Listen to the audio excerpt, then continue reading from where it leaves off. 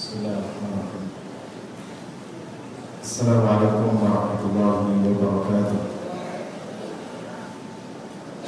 Alhamdulillahirabbil alamin wassalatu wassalamu ala asyrafil anbiya'i wal mursalin nabiyina Muhammadin wa ala alihi wa sahbihi wa man tabi'ahum bi ihsan ila yaumiddin. Amma ba'du. Bapak-bapak dan ibu-ibu jemaah Masjid Al-Hikmah, sahabat yang dimuliakan Allah Subhanahu wa taala. Puji dan syukur selalu kita panjatkan kepada Allah Subhanahu wa taala pada hari yang berbahagia ini, di siang hari yang cerah. Allah menjadikan kita kembali di tempat yang mulia ini dalam rangka melakukan salah satu kewajiban kita, dan insyaallah kita akan melanjutkan dengan kajian akidah. Selawat dan salam semoga selalu tersampaikan kepada junjungan kita, kepada Rasul kita, panutan kita Nabi Muhammad SAW, beserta para keluarga, sahabat tabi'in dan seluruh pengikutnya yang senantiasa menapak jasa jejaknya dan mengikuti sunnah-sunnah. Pada kesempatan kali ini, insyaallah saya akan menjelaskan hubungan akidah dengan akhlak. Karena belakangan kita melihat baik di televisi, di koran ataupun di internet banyak kejadian-kejadian yang mengerikan. Misalnya mutilasi, seorang suami mutilasi istrinya atau mutilasi rekan bisnisnya, atau juga pemerkosaan yang dilakukan oleh bapak terhadap anaknya, atau juga pengeroyokan dan hal-hal lain yang bertentangan dengan akhlak yang mulia. Sebagian mungkin bertanya, memang ada hubungan atau apakah ada hubungan antara akhlak dengan akidah? Jawabannya adalah ada, dan hubungan itu sangat erat.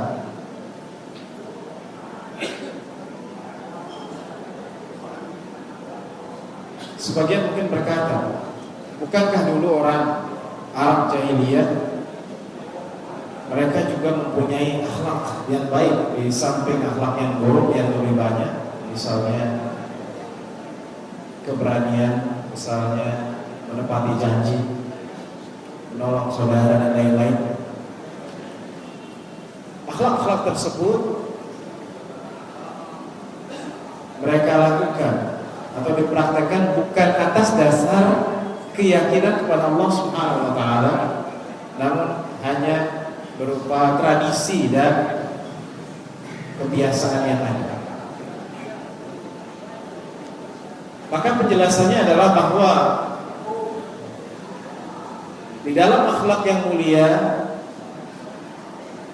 sebenarnya mengandung 3 rukun iman. Kita tahu semua rukun iman berapa, Pak? 6. Antuk minabillahi wa malaikatihi wa kutubihi wa rusulihi wal yaumil akhir wa tu'mina bil qadri khairihi wa syarrihi.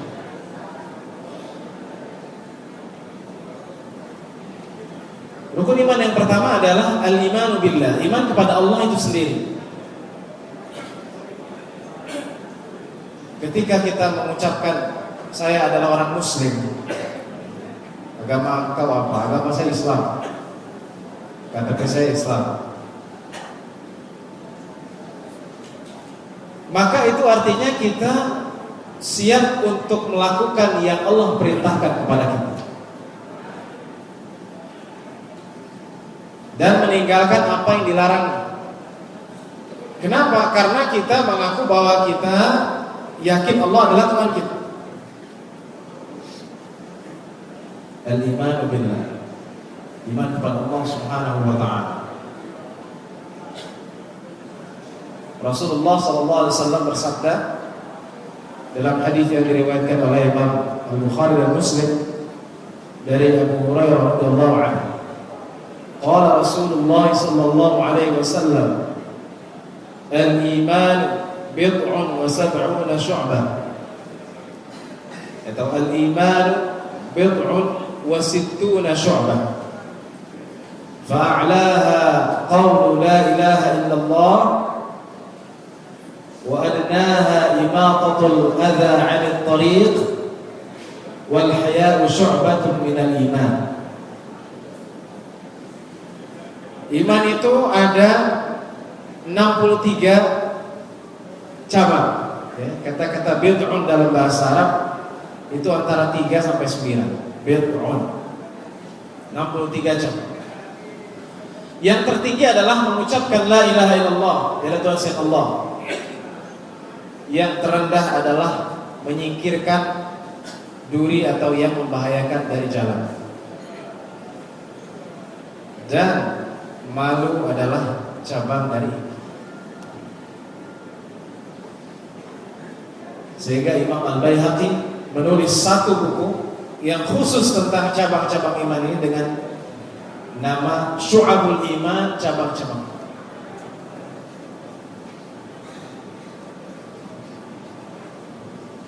Jadi akidah bukan sekedar keyakinan, bukan sekedar Tuhan saya adalah Allah, saya tidak menyembah kecuali kepada Allah, tapi juga mempunyai cabang-cabang iman itu, yaitu akidah itu sendiri.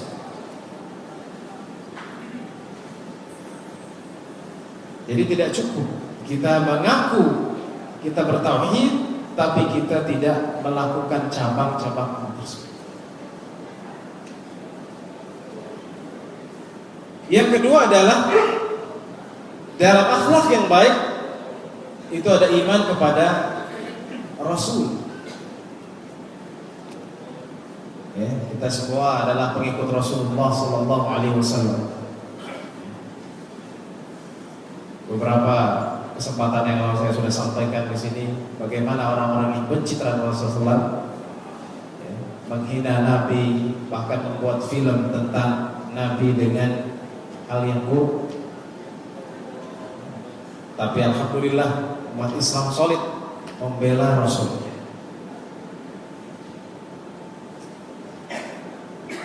Tapi apakah sampai situ kita membela Rasul daripada cacian, makian, atau makar para orang-orang yang tidak suka kepada Nabi Muhammad SAW? Tidak cukup. Karena salah satu misi yang dibawa oleh Rasulullah SAW adalah menyempurnakan akhlak. Al-Bukhari, Al-Imam Al-Bukhari dalam Al-Adab Al-Mufrad, bukan dalam sahihnya, dari Abu Hurairah radhiyallahu anhu. Qala Rasulullah SAW, ya, hadis ini sering kita dengar dari kecil. Innama bu'itstu liutammima makarim akhlak. Dalam riwayat lain, salihul akhlak. Sesungguhnya aku diutus untuk menyempurnakan kemuliaan akhlak, akhlak-akhlak yang mulia. Hadis yang kita dengar dari kecil atau kita sudah hafal dari kecil dari guru agama kita atau di pengajian, itu tidak cukup kita hafal, tapi kita juga praktekkan.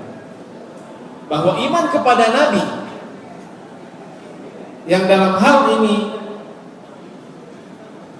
kita beriman kepada seluruh Nabi dan mengakui, meyakini bahwa Nabi Muhammad SAW adalah Nabi akhir zaman, Nabi yang terakhir. Kita yakin bahwa Nabi Muhammad SAW membawa misi ini, yaitu misi penyempurnaan akhlak.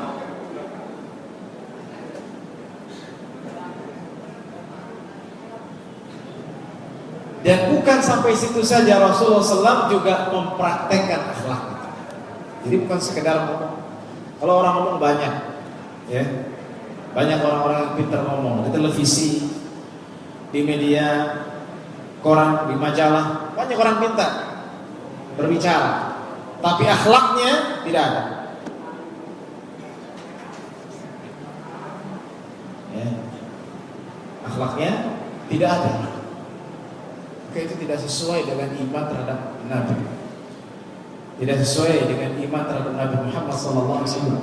Karena para Nabi dan Nabi Muhammad SAW khususnya itu diutus untuk menyempurnakan akhlak. Kalau kita tidak berakhlak, maka kita sebenarnya belum sepenuhnya beriman kepada Nabi Muhammad SAW.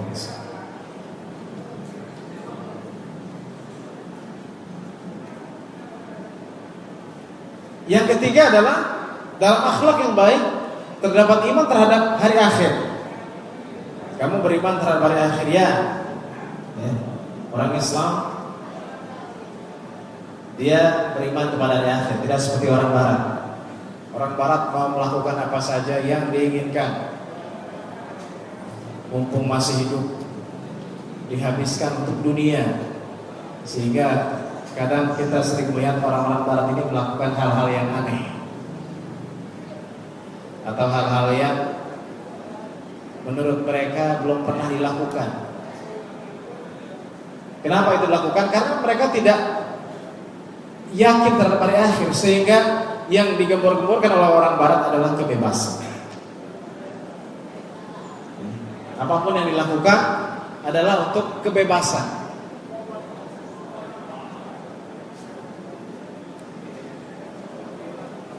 Orang mau selingkuh, orang mau hubungan dengan sesuka hatinya tidak masalah. Orang mau telanjang di tengah jalan tidak masalah. Itu adalah kebebasan. Tapi orang Barat di satu sisi mereka ingin melindungi perempuan. Mereka mengatakan stop penindasan terhadap perempuan. Padahal mungkin dari perempuan itulah, karena tidak menjaga aurat, dibuka tabarruj, sehingga mata lelaki atau syahwat lelaki menuju kepada.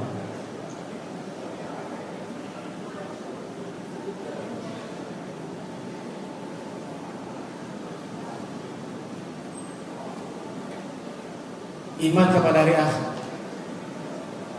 bahwa apa yang kita lakukan itu semuanya akan dipertanggungjawabkan di hadapan Allah Subhanahu wa taala. Orang mati bukan mati begitu saja. Semua amalannya akan dipertanggungjawabkan. Ada artis yang meninggal 2 hari yang lalu terkena komplikasi diabetes, kemudian jantung dan lain-lain. Semasa hidupnya menjadi artis, berperan sebagai waria atau promotor. Mungkin ketika dia jaya-jayanya, dia tidak terpikir bahwa dia akan mati dan akan mempertanggungjawabkan apa yang dia lakukan. Ternyata Allah memanggilnya dalam usia yang relatif belum terlalu tua, 48 tahun. Dulu jaya, banyak uang, gemuk, mau kemana-mana bisa, mau melakukan apa saja bisa. Tapi ketika terkena stroke 2 tahun, badannya mengurus, tidak bisa makan, tidak bisa memandang, stroke di rumah sakit 2 tahun, maka hilanglah semua yang ia. Itu artinya kita beriman kepada Allah. Maka camkan, kita di sini banyak yang bekerja. Jangan sampai kita merasa diri kita adalah orang yang hebat. Dalam arti kita bisa melakukan apa saja, terus tidak ada batas.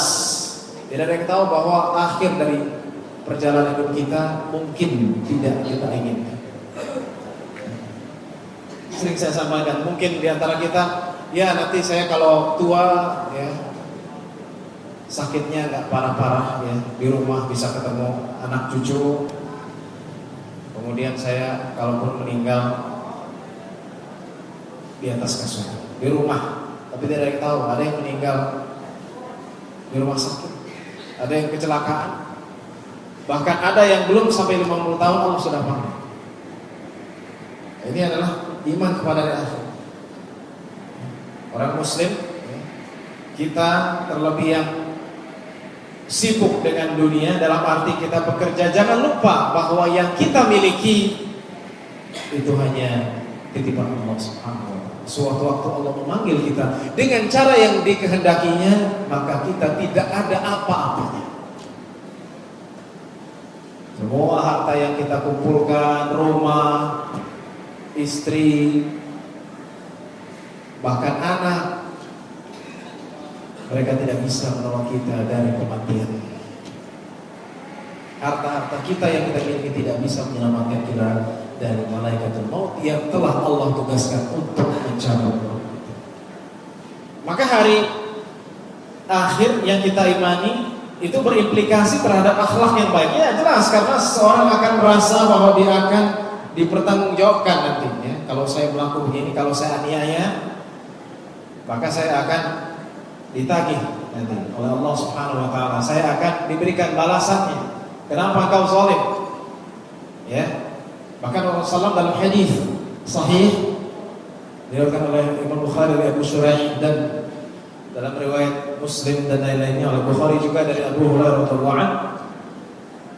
Teks Abu Shuraih, Rasulullah SAW bersabda, la yadkhulul jannata, la yadkhulul jannata, la yadkhulul jannata. Diulangi 3 kali sehingga tidak masuk surga, tidak masuk surga, tidak masuk surga. Sahabat bertanya, siapakah ya Rasulullah orang yang tidak masuk surga ini yang engkau ulang-ulang sampai 3 kali? Maka Rasulullah menjawab, alladzi la ya'manu jaruhu bawa'iqah. Yaitu orang yang tidak bisa memberikan keamanan bagi tetangga, yaitu yang tetangganya tidak selamat dari keburukannya, aniayanya. Jadi kalau kita masih ada budaya mengeroyok, merusak, membunuh, mutilasi lagi, maka kita jauh dari iman kepada Allah.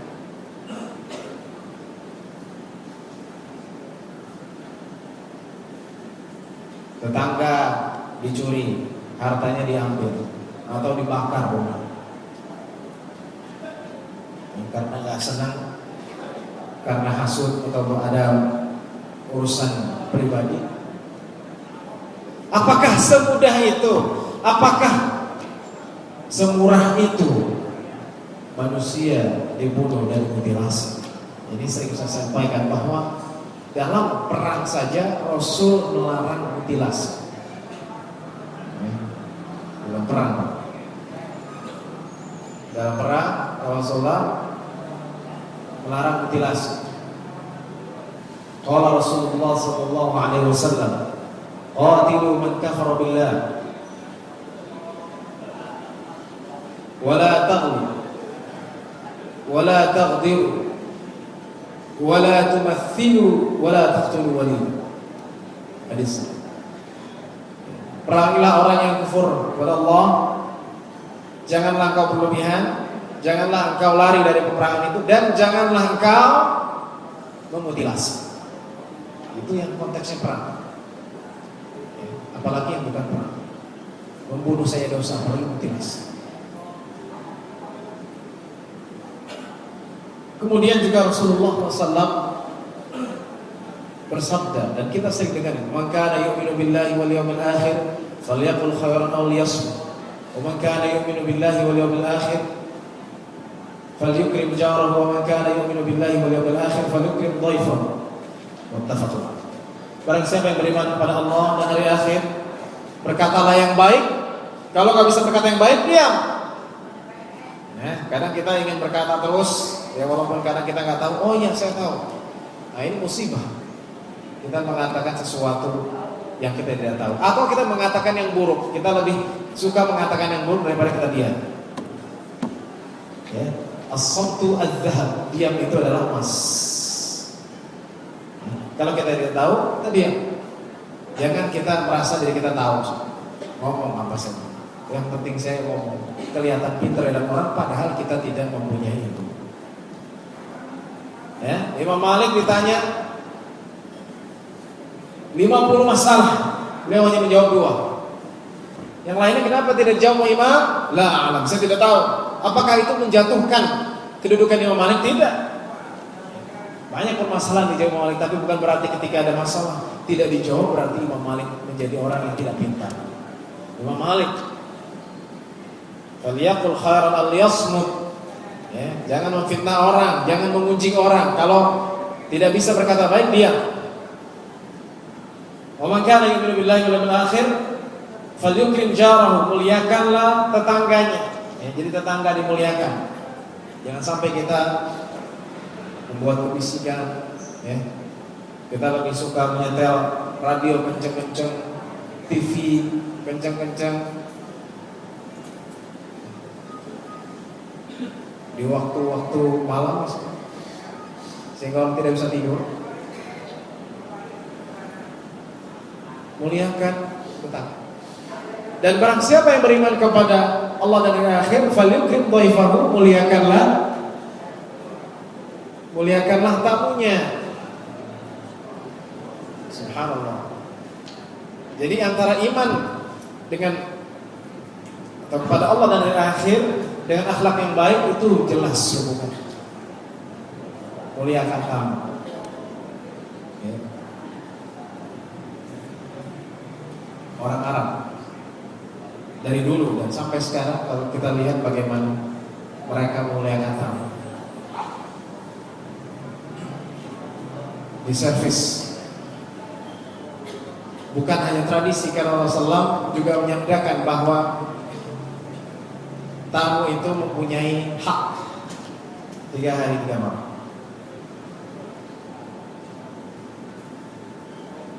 Jadi kalau kita diajak bertamu atau kita bertamu itu disediakan ya, apa yang dimiliki. Sebagaimana kaum Ansor dulu memuliakan tamu. Ya. Ada kambing satu, disembelih kambing itu. Kenapa? Untuk memuliakan tamu. Padahal cuma satu kambing itu untuk makan. Ya. Falyukrim dhaifahu. Kalau kita mungkin agak terbalik. Kalau kita mau namu biasanya ada bawaan. Itu tradisi. Jadi kamu nggak bawa apa-apa ya nggak enak. Kita kan namu. Ya. Jadi kalau namu harus bawa. Kalau nggak bawa itu mungkin tidak bagus. Ya, bawa buah ataupun yang dibawa. Falyukrim dhaifahu. Ya, dan ayat-ayat Al-Quran lain yang menjelaskan bahwa misalnya ya ayyuhalladzina amanu la yaskhar qaumun min qaumin asa yakunu khairan minhum wa la nisaa'un min nisa'in asa yakunna khairan minhum wa la talmizu anfusakum wa la tanabazu bil alqab bi'sal ismul fusuq ba'da al-iman. Wahai orang yang beriman, janganlah saling mengejek ya, antara kaum dengan kaum lainnya, laki-laki atau perempuan. Boleh jadi orang yang mengejek itu tidak lebih baik daripada yang diejek. Jadi jangan kita mengejek orang karena kita menganggap lebih baik padahal mungkin kita lebih buruk daripada kita. Dan janganlah engkau talmizu anfusakum, mengumpat, lamz, wala tanabazu bil alqab, janganlah engkau beri gelar-gelar yang jelek. Ya. Kita beri gelar seorang jelek karena kakinya pincang, si pincang, matanya buta, si buta.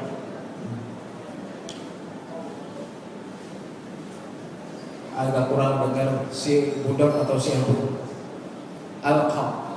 Bi'sal ismul fusuq ba'da al-iman. Sejelek-jeleknya nama setelah iman adalah kefasikan. Wa man lam yatub fa ulaika. Orang-orang yang tidak bertaubat mereka adalah orang-orang yang fasik.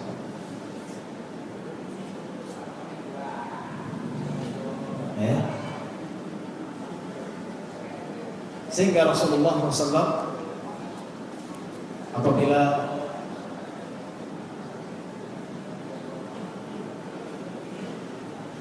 berkaca. Beliau berdoa, Allahumma kama hassanta khalqi fahassantum. Ya Allah, sebagaimana Engkau membuat fisikku indah, maka baikkanlah akhlakku. Sehingga apapun yang kita miliki, titel apapun yang kita miliki, jabatan apapun yang kita miliki, harta sebanyak apapun yang kita miliki, tapi akhlak kita belum baik, maka Islam kita belum sempurna.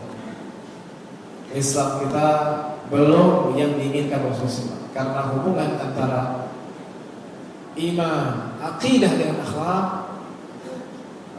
itu jelas dalam rukun iman yang 3 tadi, yaitu iman kepada Allah, iman kepada hari akhir, dan iman kepada Nabi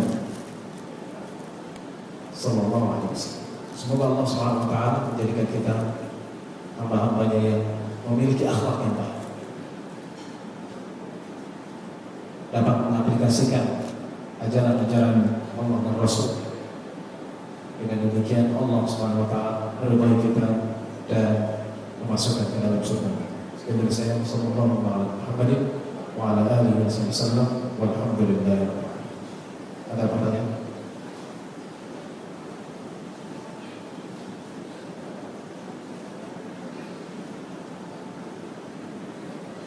Cukup. Baik, kita cukupkan dengan Fatihah majlis. Subhanallah wa bihamdihi, asyhadu an la ilaha illa anta, astaghfiruka wa atubu ilaik. Assalamualaikum warahmatullahi wabarakatuh.